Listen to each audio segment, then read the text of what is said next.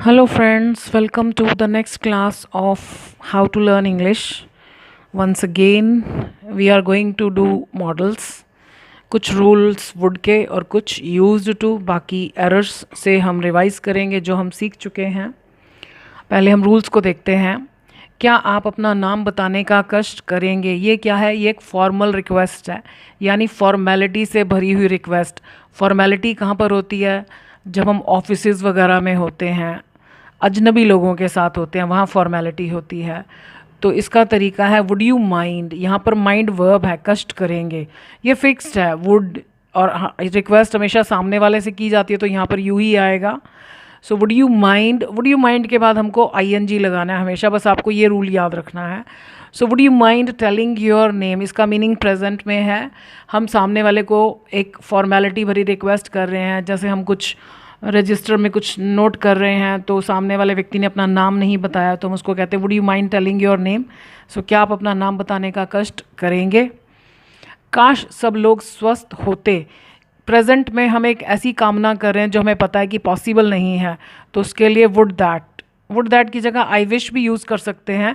I wish जो है ये स्पोकन में यूज़ होता है, बोलचाल में यूज़ होता है।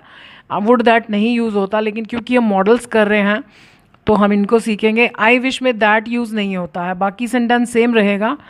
वुड दैट के बाद सेकंड फॉर्म यूज़ करते हैं, हालांकि हम बात प्रेजेंट की कर रहे हैं, लेकिन हम ऐसी बात कर रहे हैं जो हमें पता पॉसिबल नहीं है, तो प्रेजेंट टेंस यूज़ नहीं होता second form. So would that all the people were. अगर यहाँ पर एक व्यक्ति होता तो भी वर ही आता। ये रूल है इंग्लिश में कि जब भी आप प्रेजेंट में कोई इम्पॉसिबल कामना कर रहे हैं तो पास्ट टेंस यूज़ होता है, और अगर आपको वॉज चाहिए तो वॉज की जगह वर यूज़ होता है सभी सब्जेक्ट्स के साथ। सो would that all the people were healthy, और इसके बाद साइन ऑफ एक्सक्लेमेशन, हिंदी में कहते हैं विस्मयादि बोधक चिन्ह। इस फुल स्टॉप नहीं लगाते, ये ऐसे लिखा जाता है। और अगर आप स्पोकन में यूज़ करेंगे तो हम कहेंगे I wish all the people were healthy. काश भिखारी के पास एक कटोरा होता। मान लिया हम उसे कुछ देना चाहते हैं जिसके लिए कटोरा चाहिए, मान लिया कुछ लिक्विड देना चाहते हैं, चाय देना चाहते हैं, दूध देना चाहते हैं, और उसके पास कुछ नहीं है, और हमारे पास भी सपोज़ उस वक्त नहीं है ऐसा कोई बर्तन, तो हम कहते हैं काश भिखारी के पास एक कटोरा होता। So would that the bagger, second form, had a ball, फिर वही साइन ऑफ एक्सक्लेमेशन। ये दोनों अभी की बात कर रहा है। और अगर हम पास्ट की बात करें कि काश हमने पार्टी मिस नहीं की होती, यानी हम पार्टी मिस कर चुके हैं और अब हमें शायद अफसोस हो रहा है, तो जो काम हो चुका है उसके बारे में बात करनी हो तो वुड दैट के बाद पास्ट परफेक्ट टेंस आता है, लेकिन प्रेजेंट टेंस हमको कहीं भी नहीं लगाना है। ये दोनों तो अभी की बात कर रहे हैं, प्रेजेंट की, और ये भी प्रेजेंट में ही सोच रहा है पास्ट के बारे में कि काश पास्ट में ऐसा ऐसा हुआ होता या ऐसा नहीं हुआ होता। So would that we had not missed the party, sign of exclamation याद रखिएगा, ये आपको फिल इन द ब्लैंक्स में हेल्प करेगा। और स्पोकन में वुड दैट की जगह I wish we had not missed the party. पहले वे एक छोटे से मकान में रहा करते थे, यानी पास्ट में कोई काम हुआ करता था जो कि अब नहीं होता है। इसके लिए हम पिछली क्लास में वुड सीख चुके हैं, लेकिन वो ज़्यादातर स्टोरीज़ में यूज़ होता है। रियल लाइफ में रियल लोगों के बारे में जब हम बात करते हैं तो यूज्ड टू ज़्यादा यूज़ होता है। So earlier they used to का भी वही मतलब है जो वुड यूज़ करते थे हम, कि ऐसा हुआ करता था। सो ये यूज्ड टू यहाँ पर हेल्पिंग वर्ब है। So they used to live in a small house, वो एक छोटे से मकान में रहा करते थे, यानी अब वो छोटे मकान में नहीं रहते हैं, अब शायद वो बड़े मकान में रहते हैं। अब इसका क्वेश्चन बनाने के दो तरीके होते हैं, या तो केवल यूज्ड को बाहर निकाला जाए या फिर डिड लगा दिया जाए। डिड दे, अब जैसे ही डिड आएगा तो यूज्ड का यूज़ हो जाएगा, क्योंकि डिड के बाद फर्स्ट फॉर्म आती है, भले ही ये यहाँ पर हेल्पिंग वर्ब है लेकिन यूज़ हो जाएगा। So did they use to live, आगे वही सेम सेंटेंस है, इन अ स्मॉल हाउस, क्या वो एक छोटे मकान में रहा करते थे। दूसरा तरीका, अगर हम डिड नहीं यूज़ करना चाहते तो हम यूज्ड को बाहर निकालते हैं, तो यूज्ड एज इट इज़ ही आएगा। अब हम इसको यूज़ नहीं लिखेंगे, यूज्ड दे टू जो है यूज्ड टू का वो सब्जेक्ट के बाद आएगा, यूज्ड सब्जेक्ट से पहले आएगा। So used they to live, आगे वही same sentence, in a small house. Answer देना है negative, so they used not to, used और टू के बीच में नॉट, और अगर हमने डिड लगाकर आंसर देना है तो हम कहेंगे they did not use to. फिर यूज्ड की फर्स्ट फॉर्म लगेगी, दोनों ठीक है। वैसे डिड के साथ ज़्यादा यूज़ होता है, बट हमें दोनों तरीके पता होने चाहिए। सो अब हम एरर्स को देखते हैं। The shopkeeper assured the customer, assure होता है तसल्ली देना, तो दुकानदार ने कस्टमर को तसल्ली दी क्या, that the cream will remove all the wrinkles, की जो क्रीम है वो हटा देगी सारी झुर्रियों को। हमेशा ध्यान रखिएगा कि जब सेंटेंस की शुरुआत पास्ट टेंस से हो तो यहाँ भी पास्ट होना चाहिए, तो विल का पास्ट होता है वुड, मीनिंग वही है गागेगी, और वुड के बाद भी फर्स्ट फॉर्म ही आती है, तो हमको सिर्फ यहाँ पर वुड करना है और कुछ नहीं करना। Would you mind to tell your roll number, क्या आप अपना रोल नंबर बताने का कष्ट करेंगे। हमने यहाँ सीखा कि वुड यू माइंड के बाद आईएनजी आता है, जेरेंड, तो यहाँ पर टू टेल नहीं, telling. Would you mind telling your roll number.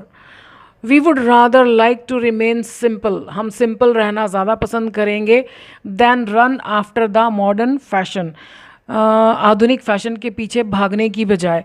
अब इसमें मिस्टेक क्या है कि वुड रादर का ही मतलब होता है ज़्यादा पसंद करना, तो हमें लाइक नहीं लगाना, टू भी नहीं लगाना।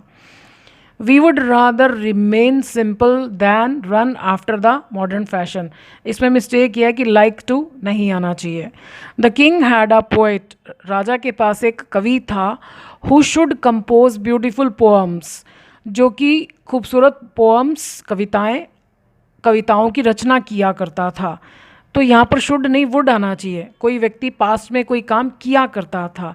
अब हमने इसके लिए यूज्ड टू भी सीखा, लेकिन मैंने आपको बताया कि आपको स्टोरीज में मोस्टली वुड दिखाई देगा कि पास्ट में कोई काम हुआ करता था, तो यहाँ पर शुड की जगह वुड आएगा, क्योंकि शुड का मतलब तो चाहिए होता है कि राजा के दरबार में एक कवि होता था जिसको खूबसूरत कविताएँ लिखनी चाहिए, नहीं, यहाँ पर वुड आएगा जो कि सुंदर कविताएँ लिखा करता था।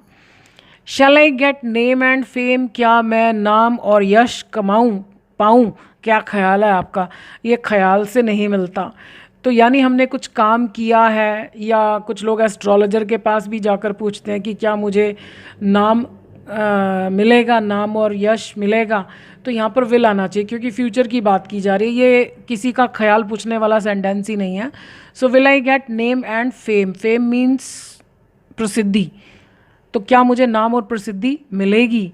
ही use to be make superficial promises, superficial होता है खोखला, तो वो खोखले वादे किया करता था पहले, मे बी अब उसने रियलाइज़ किया कि खोखले वादे करने से इमेज ख़राब होती है, तो मे बी अब उसने छोड़ दिया है। इसमें मिस्टेक ये है कि यूज टू के बाद जो काम हो रहा है उसकी फर्स्ट फॉर्म आनी चाहिए, यहाँ पर बी की ज़रूरत नहीं है। वैसे भी याद रखिएगा कि इंग्लिश में बी की किसी भी फॉर्म के बाद, बी की फॉर्म्स क्या होती हैं, is, am, are, was, were, be, being, been, और ये बी, तो बी की किसी भी फॉर्म के बाद ओनली फर्स्ट फॉर्म, इंग्लिश में कोई रूल नहीं है कहीं पर भी। बी के बाद या तो थर्ड फॉर्म आती है हमेशा, तो पैसिव वॉइस हो जाता है, या फिर आईएनजी आता है। बी के बाद खाली फर्स्ट फॉर्म नहीं आती, और वैसे भी हमें यहाँ पर बी की ज़रूरत नहीं है। सो ही यूज टू मेक, वो सुपरफिशियल वादे किया करता था, वादे करने के लिए डू नहीं आता, मेक आता है। Would that he is stout, stout means होता है हट्टा कट्टा। आपको इसमें से जो वर्ड्स डिफ़िकल्ट लग रहे हों, डिफ़िकल्ट इन द सेंस कि आपने पहले ना सुने हो, तो आप अपनी कॉपी वर्ड मीनिंग की अलग बनाकर उसमें ये सारे वर्ड्स लिखते जाइए, मीनिंग्स लिखते जाइए, और उनको रिवाइज़ करते रहिए, बार बार पढ़ते रहिए, तो आपकी वोकैबुलरी अच्छी होगी। अच्छी इंग्लिश के लिए अच्छी वोकैबुलरी होना बहुत ज़रूरी है। वुड दैट के बाद हमें मालूम है प्रेजेंट टेंस कभी भी नहीं आता, क्योंकि वो ऐसी बातें बोलता है जो कि पॉसिबल नहीं है। काश वो हट्टा कट्टा होता, यानी जो इंसान हमारे सामने खड़ा है वो हट्टा कट्टा नहीं है, तभी तो हम कह रहे हैं। अब जो नहीं है हमारे कहने से तुरंत कैसे हो जाएगा, ही वर। वैसे तो ही के साथ वॉज आता है, but I have told you would that के बाद वी यूज़ वर, वॉज की ज़रूरत हो तब भी we use were. So would that he were stout. Some years ago, कुछ वर्ष पहले, दिस जाइंट कंपनी, ये दैत्याकार कंपनी, बड़ी कंपनी, विशाल कंपनी। वैसे तो जाइंट मीन्स दैत्य भी होता है, लेकिन यहाँ पर इसका मतलब है विशाल। तो ये विशाल company use to very small and ordinary, ये बहुत छोटी और साधारण हुआ करती थी। अब इसमें मिस्टेक क्या है कि यूज टू के बाद वर्ब ही नहीं है, वर्ब की फर्स्ट फॉर्म। अब अगर हमें समझ में नहीं आ रहा है, हमें समझ में कौन से सेंटेंसेस नहीं आते हैं जिनमें काम नहीं हो रहा होता है, तो आप सिंपल सेंटेंस बनाओ। कंपनी छोटी है, कंपनी इज़ स्मॉल, तो इज़ गायब है इसमें, तो यूज टू के बाद जब हम इज़ लगाएंगे तो उसकी शक्ल क्या होगी, बी, क्योंकि यूज्ड टू इज़ नहीं होता, तो बी और इज़ एक ही चीज़ है, सिर्फ शक्ल बदली हुई है, तो यहाँ पर बी आना चाहिए। Used to be very small and ordinary. She would rather leave the city, वो शहर को छोड़ देना ज़्यादा पसंद करेगी, दैन फॉलिंग इल, बीमार पड़ने की बजाय, ड्यू टू पॉल्यूशन, पॉल्यूशन के कारण। ड्यू टू का मतलब होता है के कारण, ये हमेशा ख़राब चीज़ों के लिए आता है। जैसे अगर हम कहें कि शादी के कारण मैं स्कूल नहीं जा सका, यानी मेरे रिलेशन में कोई शादी थी, तो ड्यू टू मैरिज नहीं, because of marriage, owing to a marriage, OWING, due to नहीं, ड्यू टू ख़राब चीज़ों के लिए आता है। So she would rather leave the city than, यहाँ पर ING नहीं आना चाहिए, क्योंकि मॉडल्स के बाद मैंने आपको पहले भी बताया कि दैन के बाद वाले वर्ब की शक्ल, अगर दैन के फ़ौरन बाद वर्ब आ रहा है तो उसकी शक्ल वही होनी चाहिए जो दैन के पहले वाले वर्ब की है। तो पहले वाले में ING नहीं लगा, तो यहाँ क्यों? वुड रादर में ING का कोई काम ही नहीं है, यहाँ पर फर्स्ट फॉर्म आनी चाहिए, ING नहीं आना चाहिए।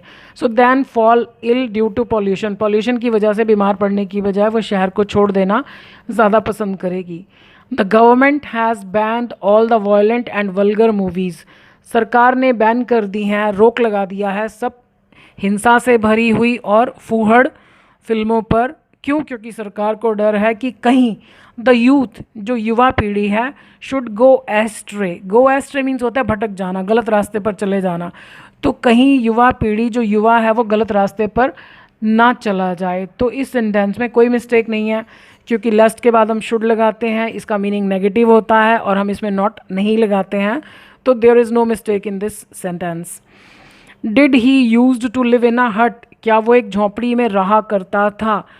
डिड के बाद कभी भी सेकंड फॉर्म नहीं आती, तो ये यूज़, डी नहीं आना चाहिए। So did he use to live in a hut, क्या वो एक झोंपड़ी में रहा करता था पहले, यानी अब नहीं रहता है। Hardly the discussion had ended, अभी मुश्किल से डिस्कशन ख़त्म हुई थी, when the participants left for lunch, की जो पार्टिसिपेंट्स थे, जो भाग लेने वाले थे, वो लंच के लिए चले गए।